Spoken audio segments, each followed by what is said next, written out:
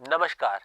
आज हम एनसीईआरटी द्वारा निर्धारित कक्षा 12 की पाठ्य पुस्तक रसायन विज्ञान के पाठ 7 पी ब्लॉक के तत्वों का अध्ययन करेंगे।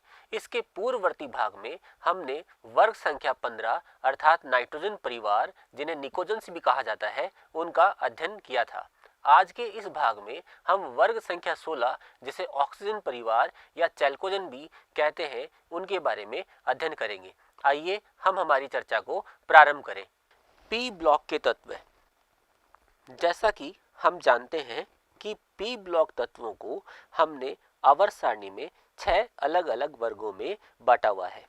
आज हम वर्ग संख्या 16 के तत्वों के बारे में अध्ययन प्रारंभ करेंगे। आवर्त सारणी के वर्ग संख्या 16 में जो सदस्य उपस्थित होते हैं उन्हें क्रमशः हम oxygen, sulphur, selenium, tellurium, polonium तथा लिवरमोरियम कहते हैं। इन सभी तत्वों को चैल्कोजन के नाम से भी जाना जाता है, क्योंकि ये तत्व अधिकांशतः सभी प्रकार के अयस्कों के साथ में पाए जाते हैं। ऑक्सीजन एक बहुत ही सक्रिय तत्व है जो अधिकांश तत्वों से क्रिया करके उनके यौगिकों का निर्माण कर देता है। पृथ्वी पर ऑक्सीजन सबसे अधिक प्रचुर मात्रा में पाया जाने वाला तत्व है। भूपर्पटी का जो द्रव्यमान है उसका लगभग 46.6% ऑक्सीजन के द्वारा निर्मित है। शुष्क वायु में भी यह लगभग 20.946% ऑक्सीजन उपस्थित होता है। संयुक्त अवस्था में सल्फर सल्फेटों के रूप में मिलता है, जैसे कि जिप्सम है, एप्सम लवण है, तथा यह सल्फाइडों के रूप में भी प्राप्त होता है, जैसे ग्लेना में, यशद ब्लेंड में, जिसे हम लोग जिंक ब्लेंड भी कहते हैं, तथा कॉपर पायराइटिस इसके कुछ मुख्य उदाहरण हैं। सल्फर की सूक्ष्म मात्रा ज्वालामुखी में हाइड्रोजन सल्फाइड के रूप में पाई जाती है। यह कार्बनिक पदार्थों जैसे अंडे, प्रोटीन, लहसुन, प्याज, सरसों, बाल तथा ऊन में भी उपस्थित होता है। सिलीनियम तथा टेलुरियम सल्फाइड अयस्कों में पाए जाते हैं।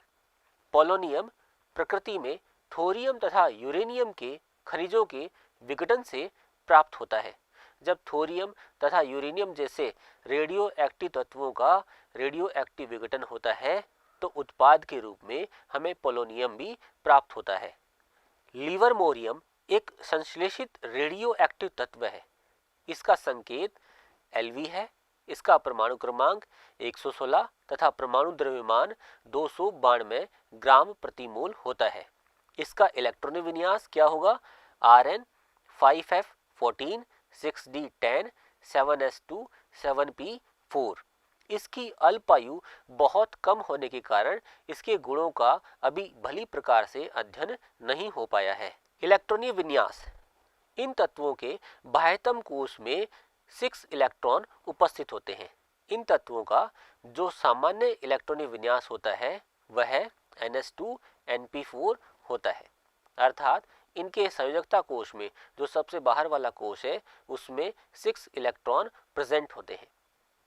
अब देखिए यहाँ पर जैसे कि क्या है, ऑक्सीजन, सल्फर, फिर सल्फर से सेलेनियम के मध्य में क्या हो रहा है, हमारे पास में एक्स्ट्रा डी इलेक्ट्रॉन प्रेजेंट हो गए हैं।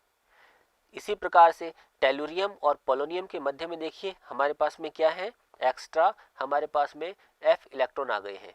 जैसा कि हम जानते हैं कि डी तथा एफ इलेक्ट्रॉन अंदर की ओर उपस्थित होते हैं, फलस्वरूप उनका दुर्बल परिरक्षण प्रभाव होता है, जिस कारण से इन तत्वों का रसायन विज्ञान प्रभावित होता है। परमाणु तथा आयनिक त्रिज्या। वर्ग में ऊपर से नीचे की ओर बढ़ने पर कोषों की संख्या में वृद्धि होती है, जिस कारण इनकी आकार में भी वृद्धि होती है। आयनन एंथैल्पी। वर्ग में जब ऊपर से नीचे की ओर हम जाते हैं तो आकार में वृद्धि होती है।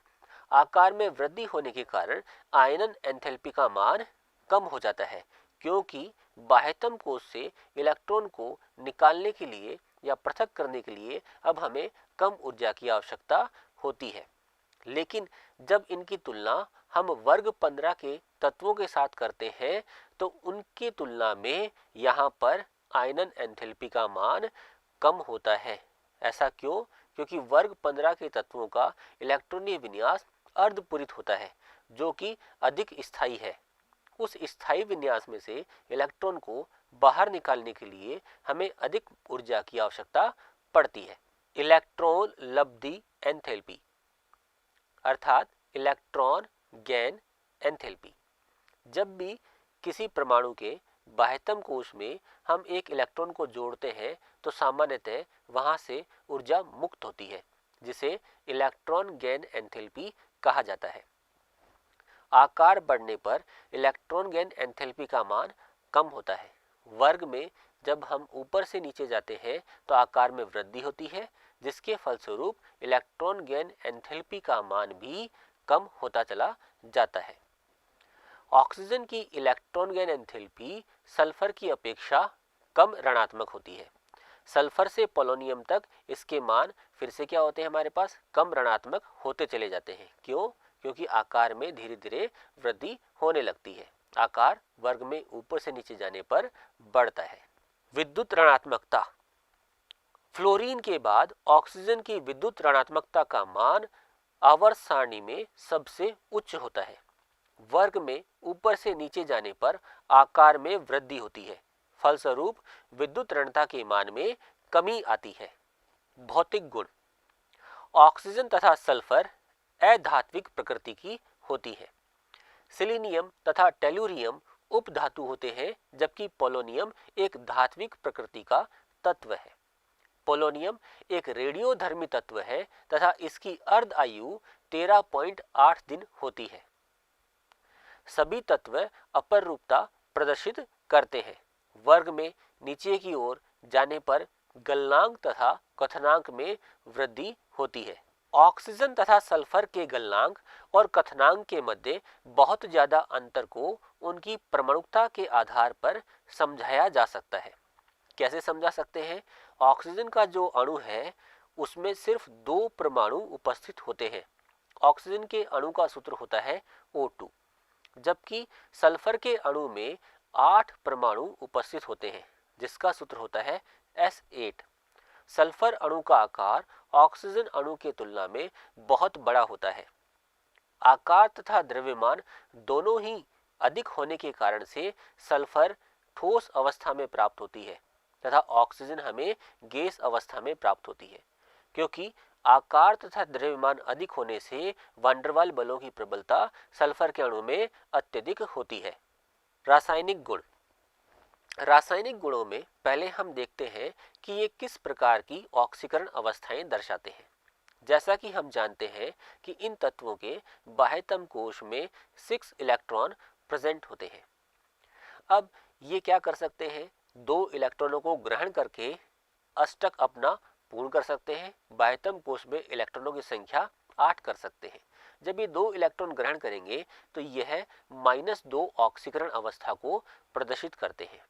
-2 ऑक्सीकरण अवस्था का स्थायित्व वर्ग में ऊपर से नीचे की ओर जाने पर घटता है, क्योंकि वर्ग में ऊपर से नीचे जाने पर इलेक्ट्रॉन ग्रहण करने की अपेक्षा त्यागने की प्रवृत्ति बढ़ती है।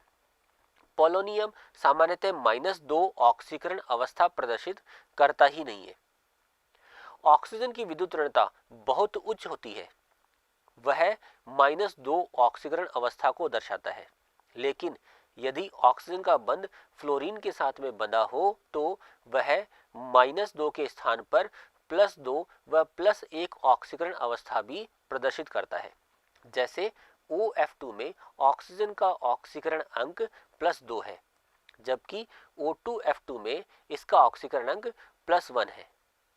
यदि ऑक्सीजन के साथ में ही बंध बना के रखे, जैसे हाइड्रोजन परऑक्साइड में होता है, उस समय ऑक्सीजन का ऑक्सीकरण अंक -1 होता है। अन्य सभी यौगिकों में ऑक्सीजन -2 ऑक्सीकरण अवस्था प्रदर्शित करता है। वर्ग के अन्य तत्व +2, +4, +6 ऑक्सीकरण अवस्थाएं भी दर्शाते हैं। सल्फर, सिलीनियम, टेलुरियम सामान्यतः ऑक्सीजन के साथ यौगिकों में +4 ऑक्सीकरण अवस्था तथा फ्लोरीन के साथ +6 ऑक्सीकरण अवस्था भी दर्शाते हैं। वर्ग में नीचे की ओर जाने पर +6 ऑक्सीकरण अवस्था का स्थायित्व घटता है तथा +4 ऑक्सीकरण अवस्था का स्थायित्व बढ़ता है। क्यों? अक्रिय युग्म प्रभाव के कारण। ऑक्सीजन का असामान्य व्यवहार। जैसा कि हम जानते हैं कि वर्ग में जो तत्व सबसे ऊपर उपस्थित होता है उसका आकार सबसे छोटा होता है। सबसे छोटे आकार के कारण उसके गुण अपने वर्ग के अन्य तत्वों के गुणों से मेल नहीं खाते हैं तथा वह एक असामान्य व्यवहार प्रदर्शित करता है। इस व्यवहार का मुख्य कारण क्या है? उसका छोटा आकार होना तथा वे सभी कारक जो उसके छोटे आकार पर निर्भर करते हैं। तो ऑक्सीजन का असामान्य व्यवहार किस कारण से है? उसके छोटे आकार के कारण, जिस वजह से उसकी विद्युत ऋणता का मान भी उच्च हो जाता है।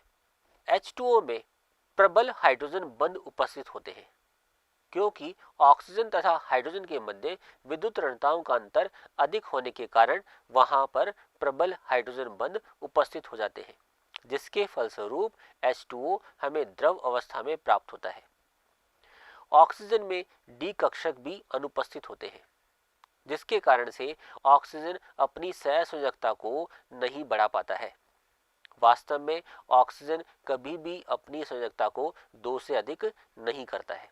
अभी तक हमने देखा कि हमारे पास जो चैल्कोजेंस होते हैं उनका इलेक्ट्रॉनिक विन्यास क्या होता है, उनके भौतिक गुण क्या होते हैं तथा उनकी ऑक्सीकरण अवस्थाएं क्या होती हैं। इनके बाह्यतम कोश में 6 इलेक्ट्रॉन उपस्थित होते हैं। अतः यह -2 ऑक्सीकरण अंक से लेकर के +6 ऑक्सीकरण अंक तक की ऑक्सीकरण अवस्थाओं को प्रदर्शित कर सकते हैं। ऑक्सीजन यहाँ पर एक असामान्य व्यवहार को प्रदर्शित करता है। क्यों करता है? क्योंकि उसका आकार छोटा होता है, जिसके कारण उसकी उच्च विद्युत ऋणता होती है। उसके पास डी कक्षक भी अनुपस्थित होते हैं। ऑक्सीजन की अधिकतम संयोजकता कितनी हो सकती है? वह सामान्यतः अधिकतम संयोजकता 2 ही प्रदर्शित करता है। ऑक्सीजन की ऑक्सीकरण अंक हमेशा -2 होता है, लेकिन कुछ अपवादों को छोड़ करके। जैसे अगर उसने बंध बना रखा हो फ्लोरीन के साथ तो उसका ऑक्सीकरण अंक धनात्मक होगा। यदि ऑक्सीजन ने ऑक्सीजन के साथ में बंध बना रखा हो जैसे हाइड्रोजन परऑक्साइड में, तो वहां पर ऑक्सीजन का ऑक्सीकरण अंक -1 होता है। आइए अब हमारी चर्चा को और आगे बढ़ाते हैं तथा देखते हैं कि ये तत्व अन्य तत्वों के साथ किस प्रकार से अभिक्रिया कर पाते हैं। हाइड्रोजन के प्रति क्रियाशीलता। वर्ग 16 के सभी तत्व H2E प्रकार के हाइड्राइड बनाते हैं। इनका अम्लीय गुण वर्ग में ऊपर से नीचे जाने पर बढ़ता है क्योंकि बंध लंबाई बढ़ती है, जिस कारण आसानी से बंध टूट जाता है। वर्ग में ऊपर से नीचे जाने पर ताप स्थायित्व भी घटता चला जाता है। जल के अतिरिक्त सभी हाइड्राइडों में अपचायक गुण होते हैं। H2O में ऑक्सीजन तथा हाइड्रोजन के मध्य में प्रबल सहसंयोजक बंध बना होता है। वह आसानी से H+ आयन नहीं दे पाता है, जबकि अन्य हाइड्राइड आसानी से हाइड्रोजन का त्याग कर देते हैं। ऑक्सीजन के प्रति क्रियाशीलता। ये सभी तत्व 2 प्रकार के ऑक्साइड बनाते हैं जो EO2 और EO3 प्रकार के होते हैं। ये सभी ऑक्साइड अम्लीय प्रकृति के होते हैं। O3 और SO2 गैस अवस्था में उपस्थित होते हैं, जबकि SeO2 ठोस अवस्था में उपस्थित होता है। डाई ऑक्साइड का अपचायक गुण SO2 से टेलुरियम ऑक्साइड तक घटता है, अर्थात वर्ग में ऊपर से नीचे जाते हैं तो उनका अपचायक गुण घटता है। SO2 एक अपचायक होती है, जबकि टेलुरियम ऑक्साइड क्या है? एक ऑक्सीकारक है। हैलोजन के प्रति क्रियाशीलता। ये तत्व EX6, EX4 और EX2 प्रकार के हैलाइड बनाते हैं। सामान्यतः ये 3 प्रकार के हैलाइड बनाते हैं। इन हैलाइडों का स्थायित्व का क्रम क्या होता है? सर्वाधिक जो है हमारे पास में फ्लोराइड सबसे अधिक स्थायी होते हैं, उससे कम स्थायी क्लोराइड, उससे कम ब्रोमाइड और सबसे कम स्थायित्व आयोडाइडों का होता है। क्योंकि आयोडाइड का आकार बड़ा होने के कारण बंध लंबाई बहुत ज्यादा होती है। बंध लंबाई अधिक होने पर वह बंध आसानी से टूट जाता है, जो स्थायित्व में कमी लाता है। हेक्सा हैलाइड में हेक्सा फ्लोराइड ही एकमात्र स्थिर हैलाइड होता है। जो हमारे पास हेक्सा फ्लोराइड है वही स्थिर है, ऐसा क्यों है? क्योंकि फ्लोरीन की उच्च विद्युत ऋणता होती है, उसका आकार छोटा होता है, तो बनने वाला बंध की लंबाई भी कम होती है। कम बंध लंबाई अधिक स्थायित्व प्रदान करती है। सभी हेक्साफ्लोराइड प्रकृति में गैसीय होते हैं, जिनकी ज्यामिति अष्टफलकी होती है तथा जिनमें संकरण sp3d2 प्रकार का होता है। सल्फर का हेक्साफ्लोराइड SF6 त्रिविमीय कारणों से स्थायी है। त्रिविमीय कारण कौन से हैं? कि हमारे जो 6 फ्लोरीन के परमाणु हैं ये सल्फर के चारों ओर त्रिविम में इस प्रकार से व्यवस्थित हो जाते हैं कि यहाँ पर न्यूनतम प्रतिकर्षण होता है, जिस कारण यह स्थायित्व को प्राप्त कर लेते हैं। EX4 में SF4 एक गैस है, SCF4 एक तरल द्रव है और TeF4 एक ठोस होता है। EX4 में sp3d हाइब्रिडाइजेशन होता है। sp3d प्रकार का संकरण होता है जिसमें ज्यामिति त्रिकोणीय द्विपिरामिडी होनी चाहिए। लेकिन क्या है, हमारे पास में एक Lp उपस्थित होता है। वह Lp की उपस्थिति की वजह से इसकी ज्यामिति एक C100 जैसी हो जाती है। सेलेनियम के अतिरिक्त सभी तत्व डाइक्लोराइड और डाइब्रोमाइड बनाते हैं। ये सभी डाइहैलाइड sp3 संकृत अवस्था में उपस्थित होते हैं तथा इनकी ज्यामिति चतुष्फलकीय होती है। S2F2, S2Cl2, S2Br2, Se2Cl2 और Se2Br2 डाइमर प्रकृति के होते हैं, द्विलक बनाते हैं, यानी दो अणु परस्पर जुड़ जाते हैं। यह द्विलक असमानुपातित होते हैं, अर्थात ये द्विलक क्या करते हैं, इनमें एक अणु ऑक्सीकृत हो जाएगा तथा वही अपचयित हो जाता है। ऑक्सीकरण तथा अपचयन दोनों प्रक्रम जब एक ही यौगिक में भाग लेते हैं तो उन्हें असमानुपाती अभिक्रियाएं कहते हैं। जैसे इस उदाहरण में देखिए, यह हमारे पास सेलेनियम है। जो सेलेनियम है ये SeCl4 में परिवर्तित हो रहा है, साथ ही Fe में भी परिवर्तित हो रहा है। यहाँ पर सेलेनियम का ऑक्सीकरण अंक हमारे पास में है +1। यहाँ इस उदाहरण में सेलेनियम का ऑक्सीकरण अंक है +4, तो +1 से +4 जाना ऑक्सीकरण हो गया है। यहाँ पर सेलेनियम का ऑक्सीकरण अंक कितना है? 0 है, तो +1 से 0 जाना अर्थात अपचयन हो गया है। ऑक्सीकरण और अपचयन दोनों एक ही यौगिक में हमें प्राप्त हो रहे हैं। डाई ऑक्सीजन, जिसे सामान्यतः हम ऑक्सीजन के नाम से भी जानते हैं, इसको किस प्रकार से बनाया जाता है? हमें क्या करना होगा, जैसे ऑक्सीजन युक्त लवण होते हैं जिन्हें क्लोरेट, नाइट्रेट या परमैंगनेट, जब उनको गर्म किया जाता है तो हमें ऑक्सीजन गैस की प्राप्ति हो जाती है। धातु ऑक्साइडों के तापीय अपघटन से भी ऑक्सीजन गैस प्राप्त की जा सकती है। जैसे धात्विक ऑक्साइडों को जब हम गर्म करते हैं तो हमें ऑक्सीजन गैस एक उत्पाद के रूप में प्राप्त होती है। हाइड्रोजन परऑक्साइड के वियोजन से भी ऑक्सीजन गैस प्राप्त होती है। ऑक्सीजन गैस का औद्योगिक स्तर पर उत्पादन करने के लिए जल का विद्युत अपघटन करवाया जाता है। जल के विद्युत अपघटन में हाइड्रोजन कैथोड पर प्राप्त होती है तथा ऑक्सीजन एनोड पर प्राप्त होती है। डाई ऑक्सीजन को हम लोग वायु से भी द्रवित करके प्राप्त कर सकते हैं। जब वायु का प्रभाजी आसवन किया जाता है तो हमें इससे ऑक्सीजन, नाइट्रोजन, CO2 तथा अक्रिय गैसें आदि प्राप्त होती हैं। डाई ऑक्सीजन के गुण। डाई ऑक्सीजन एक रंगहीन और गंधहीन गैस होती है। जल में इसकी घुलनशीलता बहुत कम होती है। लगभग 100 ml जल में यह 3.08 ml ही घुल पाती है। यह 90 केल्विन पर द्रव अवस्था में परिवर्तित होती है तथा 55 केल्विन पर यह जम जाती है, ठोस अवस्था में परिवर्तित हो जाती है। इसके 3 समस्थानिक पाए जाते हैं जिनके द्रव्यमान क्रमशः 16, 17 तथा 18 होते हैं। आणविक ऑक्सीजन, जिसे हम O2 कहते हैं, डाई ऑक्सीजन, वह अनुचुंबकीय प्रकृति की होती है, अर्थात पैरामैग्नेटिक होती है। यह चुंबकीय क्षेत्र की ओर आकर्षित होती है। ऐसा क्यों होता है?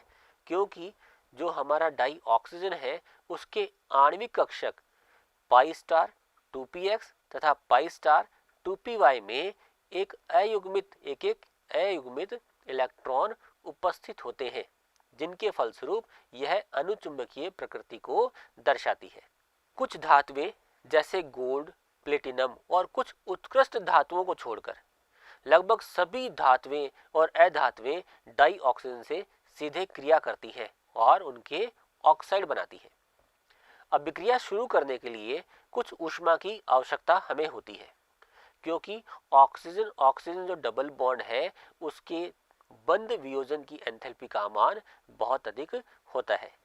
जैसे ही हम कुछ ऊष्मा देते हैं तो धातुएं ऑक्सीजन के साथ में क्रिया करके ऑक्साइड बना देती हैं। कुछ अभिक्रियाएं हमारी उत्प्रेरकों की उपस्थिति में भी संपन्न होती है। जैसे SO2 की अभिक्रिया ऑक्सीजन से करवाने के लिए हमें वैनेडियम पेंटाऑक्साइड उत्प्रेरक की आवश्यकता होती है, उसकी उपस्थिति में यह SO3 में परिवर्तित हो जाता है। इसी प्रकार HCl के ऑक्सीकरण के लिए हमें CuCl2 उत्प्रेरक की आवश्यकता होती है, जो HCl को क्लोरीन में परिवर्तित कर देता है। डाई ऑक्सीजन के उपयोग। सामान्य श्वसन और दहन प्रक्रियाओं में हमें ऑक्सीजन की आवश्यकता होती है। किसी भी प्राणी को श्वसन लेने के लिए या रेस्पिरेशन करने के लिए ऑक्सीजन चाहिए, चाहे वह एनिमल हो चाहे प्लांट हो, सबको हमें ऑक्सीजन की जरूरत पड़ती है। यदि हमें किसी वस्तु को जलाना है, उसका दहन करना है, तो वहां पर ऑक्सीजन की उपस्थिति अति आवश्यक है। स्टील उद्योग में, स्टील के निर्माण में इसका उपयोग किया जाता है। ऑक्सी एसिटिलीन वेल्डिंग में जब हम वेल्डिंग करते हैं तो एक हमारे पास ऑक्सीजन का सिलेंडर होता है, दूसरा हमारे पास एसिटिलीन गैस का सिलेंडर होता है। दोनों गैसों को मिला करके हम वेल्डिंग करना प्रारंभ करते हैं, जिससे कि हमें एक उच्च ताप की प्राप्ति होती है जो धातुओं को आसानी से पिघला सकती है। हमें वेल्डिंग करने में उससे बहुत आसानी होती है। अस्पतालों, ऊंचाई पर उड़ने और पर्वतारोहण में ऑक्सीजन सिलेंडर का उपयोग किया जाता है। ईंधन सेलों में ऑक्सीजन गैस का उपयोग एक ईंधन के रूप में किया जाता है। रॉकेट में भी प्रणोदन के लिए ऑक्सीजन गैस का उपयोग किया जाता है, जो रॉकेट को बहुत अधिक शक्ति प्रदान करता है। ऑक्साइड ऑक्सीजन तथा दूसरे तत्व के साथ मिलकर बने हुए बाइनरी यौगिकों को ऑक्साइड्स कहा जाता है। ऑक्साइड बहुत सारे प्रकार के होते हैं। सामान्यतः हमने ऑक्साइडों को दो भागों में बांटा हुआ है, जिन्हें सामान्य ऑक्साइड कहा जाता है तथा हमें मिश्रित ऑक्साइड कहा जाता है। दो प्रकार के ऑक्साइड हैं, सामान्य ऑक्साइड तथा मिश्रित ऑक्साइड। पहले हम देखते हैं सामान्य ऑक्साइड। सामान्य ऑक्साइडों को भी हमने चार भागों में बांटा हुआ है, जिन्हें अम्लीय, क्षारीय, उदासीन तथा उभयधर्मी ऑक्साइड कहते हैं। अम्लीय ऑक्साइड वह ऑक्साइड होते हैं जिनका जलीय विलयन अम्लीय प्रकृति का होता है, जैसे SO2, Cl2O7, CO2, N2O5, Mn2O7, CrO3, V2O5 ये अम्लीय प्रकृति के ऑक्साइड हैं। जब SO2 की क्रिया जल से करवाते हैं तो हमें H2SO3 प्राप्त होता है, जिसे सल्फ्यूरस अम्ल कहते हैं। इसी प्रकार क्षारीय ऑक्साइड वे हैं जिनका जलीय विलयन क्षारीय प्रकृति का होता है। क्षारीय ऑक्साइड कौन से हैं? Sodium oxide, calcium oxide, barium oxide. सामान्यतः आवर्त सारणी के वर्ग संख्या 1 व 2 के तत्व ऑक्सीजन के साथ में मिलकर क्षारीय ऑक्साइड बनाते हैं। कैल्शियम ऑक्साइड का जलीय विलयन है, उसमें क्या उपस्थित होगा हमारे पास? Calcium hydroxide. इसकी प्रकृति क्षारीय होती है। उभयधर्मी ऑक्साइड वह ऑक्साइड होते हैं जो अम्ल और क्षार दोनों से अभिक्रिया कर सकते हैं, जैसे एल्युमिनियम ऑक्साइड। एल्युमिनियम ऑक्साइड अम्ल तथा क्षार दोनों से अभिक्रिया करके उत्पाद बनाते हैं, अतः एल्युमिनियम ऑक्साइड एक उभयधर्मी ऑक्साइड है। कुछ ऑक्साइड ऐसे होते हैं जो अम्ल और क्षार किसी से भी क्रिया नहीं करते हैं, जिन्हें उदासीन ऑक्साइड कहा जाता है, जैसे CO, NO, N2O। दूसरा प्रकार है संयुक्त ऑक्साइड। संयुक्त ऑक्साइड वह ऑक्साइड होते हैं जहां पर कोई तत्व एक से अधिक प्रकार की ऑक्सीकरण अवस्थाओं में उपस्थित होता है, जैसे Pb3 PbO4 है। यह Pb3O4 PbO2 तथा 2PbO के रूप में उपस्थित होता है। इसी प्रकार Fe3O4 FeO डॉट Fe2O3 के रूप में उपस्थित होता है। इन्हें संयुक्त ऑक्साइड कहा जाता है। ओजोन। ओजोन बनाने के लिए हम ऑक्सीजन को नीरव विद्युत विसर्जन से गुजारते हैं तो हमें ओजोन प्राप्त हो जाती है। नीरव का अर्थ होता है साइलेंट।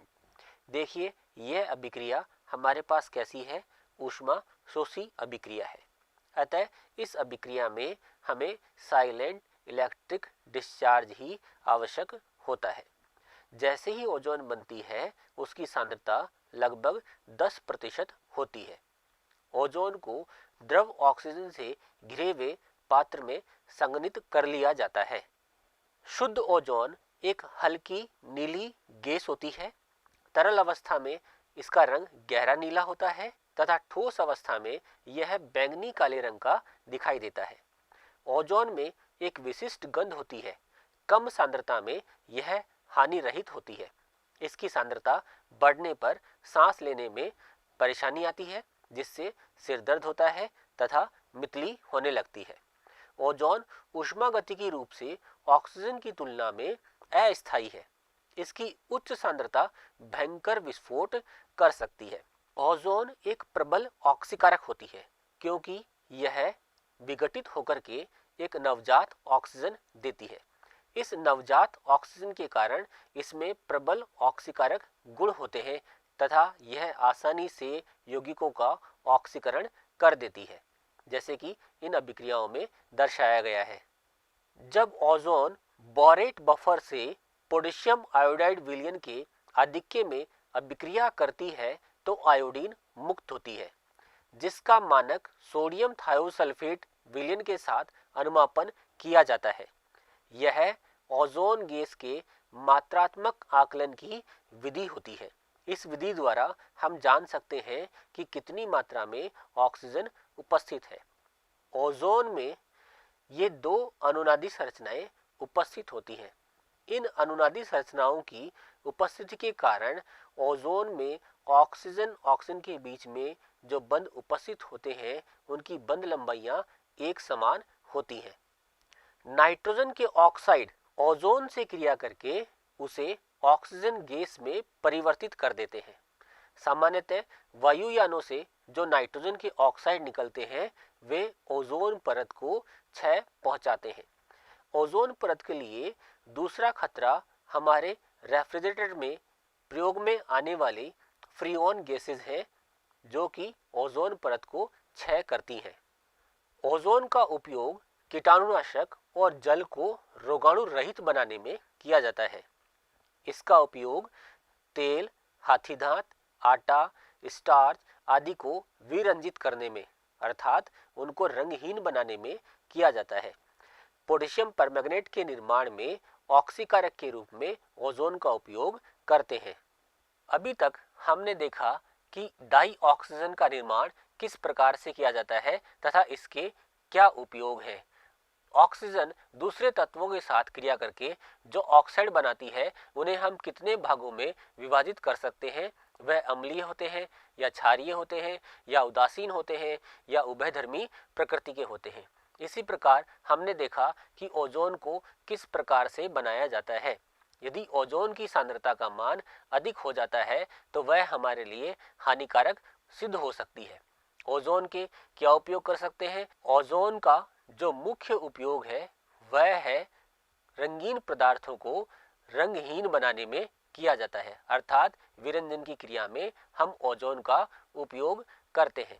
आइए आगे की चर्चा प्रारंभ करें। सल्फर के अपर रूप। सल्फर दो अपर रूपों में मिलती है, जिन्हें विषम लंबाक्ष सल्फर तथा एकंताक्ष सल्फर कहते हैं। विषम लंबाक्ष सल्फर को अल्फा सल्फर के नाम से तथा एकंताक्ष सल्फर को बीटा सल्फर के नाम से जाना जाता है।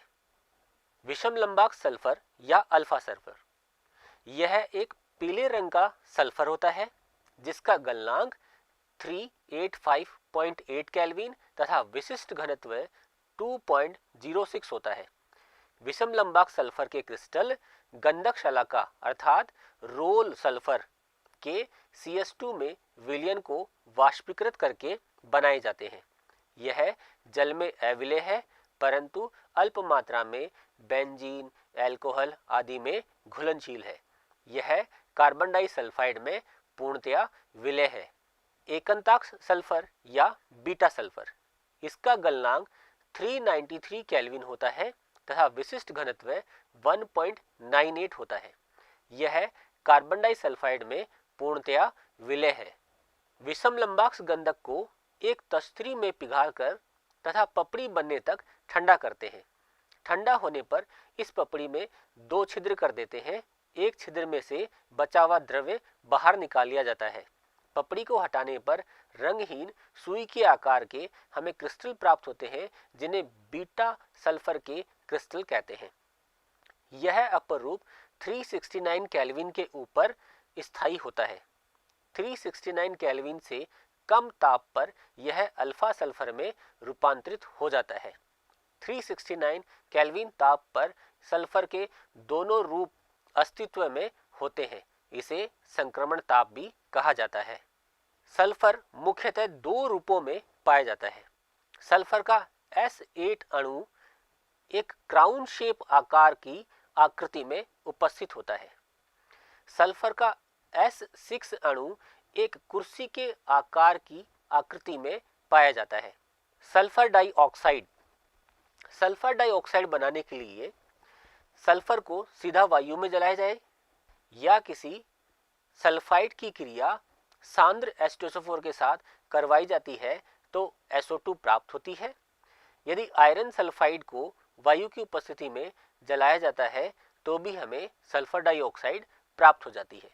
गैस को शुष्क करने के पश्चात दाब द्वारा द्रव में परिवर्तित कर लिया जाता है जिसे स्टील के सिलेंडरों में इकट्ठा कर लिया जाता है। सल्फर डाइऑक्साइड तीखी गंध वाली एक रंगहीन गैस है जो कि जल में अत्यधिक विलेय है।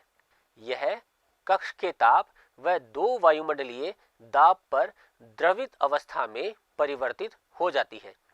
263 केल्विन ताप पर यह उबलने लगती है। इसका जलीय विलयन अम्लीय प्रकृति का होता है। यह जल में घुलकर H2SO3 बनाती है। यह क्षारों से क्रिया करके लवण बनाती है। यह क्लोरीन से क्रिया करके SO2Cl2 का निर्माण कर देती है तथा ऑक्सीजन के साथ इसका उत्प्रेरकी ऑक्सीकरण करने पर यह SO3 में परिवर्तित हो जाती है। नमी युक्त सल्फर डाइऑक्साइड अपचायक की तरह व्यवहार करती है। नमी युक्त SO2 Fe3+ को Fe2+ में अपचयित कर देती है तथा MnO4- को Mn2+ में अपचयित कर देती है। यहाँ पर SO2 का SO4 में ऑक्सीकरण हो जाता है। SO2 का अणु एक कोणीय आकृति का होता है जिसकी ज्यामिति कोणीय होती है। यह इन 2 अनुनादी संरचनाओं के रूप में पाया जाता है। इन 2 अनुनादी संरचनाओं के कारण सल्फर तथा ऑक्सीजन के मध्य की बंध लंबाई का मान समान होता है। SO2 का उपयोग पेट्रोलियम और चीनी के शोधन में किया जाता है। ऊन और रेशम के विरंजन में करते हैं। यह एक एंटी क्लोर एजेंट है। इसका उपयोग कीटाणुनाशक और परिरक्षक के रूप में भी किया जाता है। इसका उपयोग सल्फ्यूरिक अम्ल, सोडियम हाइड्रोजन सल्फाइड और कैल्शियम हाइड्रोजन सल्फाइड के निर्माण में भी किया जाता है। द्रव SO2 का उपयोग विलायक के रूप में किया जाता है। सल्फर के ऑक्सो अम्ल, सल्फर भी अन्य तत्वों की भांति बहुत प्रकार के ऑक्सो एसिड्स बनाती है जैसे सल्फ्यूरस अम्ल तथा सल्फ्यूरिक अम्ल, पर ऑक्सो डाइसल्फ्यूरिक अम्ल, पायरोसल्फ्यूरिक अम्ल जिसे ओलियम के नाम से भी जाना जाता है। ये सभी सल्फर के ऑक्सो एसिड्स हैं। सल्फ्यूरिक अम्ल जिसे रसायनों का राजा कहा जाता है। सल्फ्यूरिक अम्ल बनाने के लिए हम स्पर्श विधि का प्रयोग करते हैं। इस विधि में निम्न चरण होते हैं। प्रथम चरण में सल्फर या सल्फाइड अयस्कों को वायु में जलाकर SO2 गैस बनाई जाती है। उत्प्रेरक की उपस्थिति में SO2 गैस को SO3 गैस में परिवर्तित किया जाता है तथा अंतिम चरण में SO3 को सल्फ्यूरिक अम्ल में अवशोषित करा करके ओलियम प्राप्त किया जाता है। इस विधि में SO2 को ऑक्सीजन के साथ में उत्प्रेरक की उपस्थिति में SO3 में परिवर्तित कर लिया जाता है। यह अभिक्रिया ऊष्माक्षेपी अभिक्रिया है।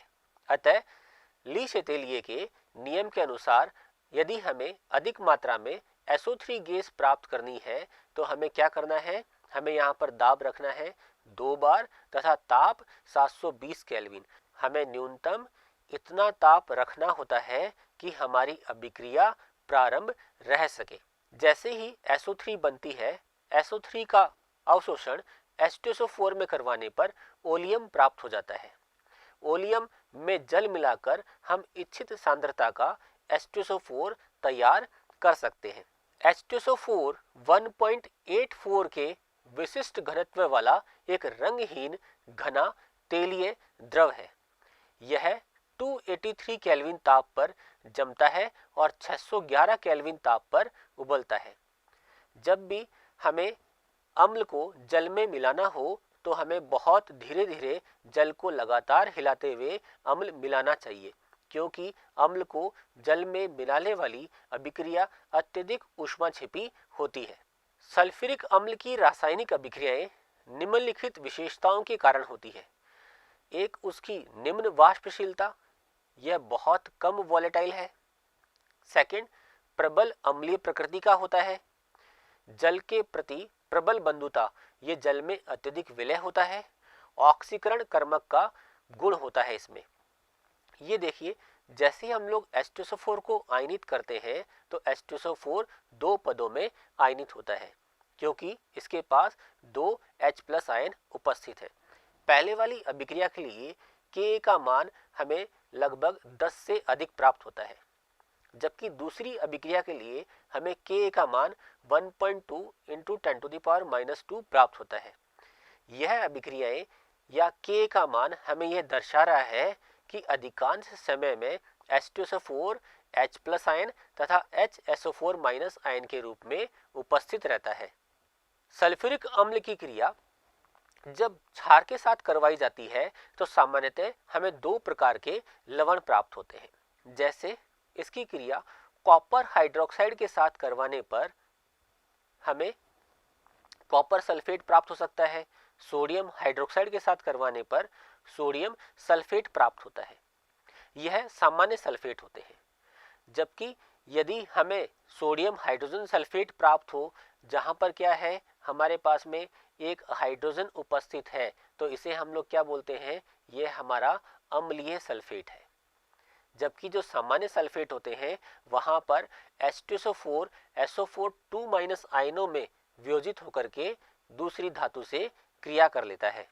निम्न वाष्पशीलता के कारण सल्फ्यूरिक अम्ल का उपयोग अधिक वाष्पशील अम्लों के उनके संगत लवणों के उत्पादन करने में किया जाता है। इसकी वॉलेटिलिटी बहुत कम होती है, इसलिए हम इसकी सहायता से क्या कर सकते हैं, ऐसे अम्ल बना सकते हैं जिनकी वॉलेटिलिटी या वाष्पशीलता बहुत अधिक होती है, जिन्हें हमें तुरंत लैब में तैयार कर लेना होता है। सांद्र सल्फ्यूरिक अम्ल एक प्रबल निर्जलन कर्मक है। यह आसानी से H2O का अवशोषण कर लेता है। ऐसी गैसें जो H2SO4 से अभिक्रिया नहीं करती हैं, उन गैसों का निर्जलीकरण सल्फ्यूरिक अम्ल की सहायता से किया जाता है। सल्फ्यूरिक अम्ल कार्बनिक पदार्थों से क्रिया करके जल का निष्कासन कर देता है। जैसे शर्करा की क्रिया जब सल्फ्यूरिक अम्ल से करवाई जाती है तो वहां पर जल निकल जाने के कारण शर्करा काले रंग की पड़ जाती है। गर्म सांद्र सल्फ्यूरिक अम्ल एक मध्यम प्रबलता का ऑक्सीकारक होता है। धात्वें तथा अधात्वें दोनों ही सांद्र सल्फ्यूरिक अम्ल द्वारा ऑक्सीकृत हो जाती है। इस प्रक्रिया में सल्फ्यूरिक अम्ल SO2 में परिवर्तित हो जाता है। H2SO4 एक अच्छा ऑक्सीकारक है क्योंकि यहाँ पर सल्फर अपनी उच्चतम ऑक्सीकरण अवस्था +6 में उपस्थित होता है। सल्फ्यूरिक अम्ल के उपयोग किसी भी राष्ट्र की प्रगति या वह नेशन या वह देश कितना डेवलप है ये इस बात पर निर्भर करता है कि वहां पर सल्फ्यूरिक अम्ल का उत्पादन कितना हो रहा है तथा वहां पर सल्फ्यूरिक अम्ल का उपयोग कितना लिया जा रहा है। क्योंकि यह एक महत्वपूर्ण औद्योगिक रसायन है, इसीलिए सल्फ्यूरिक अम्ल को रसायनों का राजा कहा जाता है। सल्फ्यूरिक अम्ल का उपयोग पेट्रोलियम शोधन, डिटर्जेंट उद्योग में किया जाता है। वर्णकों, प्रलेपों, रंजकों आदि को बनाने में मध्यवर्ती के रूप में करते हैं। विद्युत लेपन और गैल्वेनाइजिंग से पहले धातुओं को साफ करने में किया जाता है। सीसा संचायक सेल बनाने में नाइट्रोसेलुलोज के उत्पादन में किया जाता है। इसका उपयोग प्रयोगशाला अभिक्रमक के रूप में किया जाता है तथा इसका उपयोग उर्वरक जैसे अमोनियम सल्फेट, सुपर फॉस्फेट आदि के निर्माण में भी किया जाता है। आज के इस भाग में हमने चर्चा की चैल्कोजन परिवार के बारे में, जिसे ऑक्सीजन परिवार भी कहा जाता है। यह आवर्त सारणी के वर्ग संख्या 16 में स्थित है। हमने यहाँ पर आज डाइऑक्सीजन, ओजोन, ऑक्सीजन के अन्य धातुओं के साथ बनने वाले ऑक्साइडों, सल्फर डाइऑक्साइड तथा सल्फ्यूरिक अम्ल के बारे में चर्चा की। हमने देखा कि सल्फर दो अपर रूपों में उपस्थित होता है, जिन्हें हम अल्फा सल्फर तथा बीटा सल्फर भी कहते हैं। कोई राष्ट्र कितना तरक्की कर रहा है यह उस बात पर भी निर्भर करता है कि उस राष्ट्र में सल्फ्यूरिक अम्ल का कितना उत्पादन तथा उपभोग वहां पर हो रहा है। सल्फ्यूरिक अम्ल, जैसा कि हम जानते हैं, एक अच्छा निर्जलीकारक अभिक्रमक भी है, जिसका उपयोग गैसों को शुष्क करने में किया जाता है। लेकिन वो गैसें ऐसी होनी चाहिए जो सल्फ्यूरिक अम्ल से कोई भी क्रिया न करती हो। इस अध्याय के शेष बचे बिंदुओं की चर्चा हम अगले भाग में करेंगे। तब तक के लिए नमस्कार।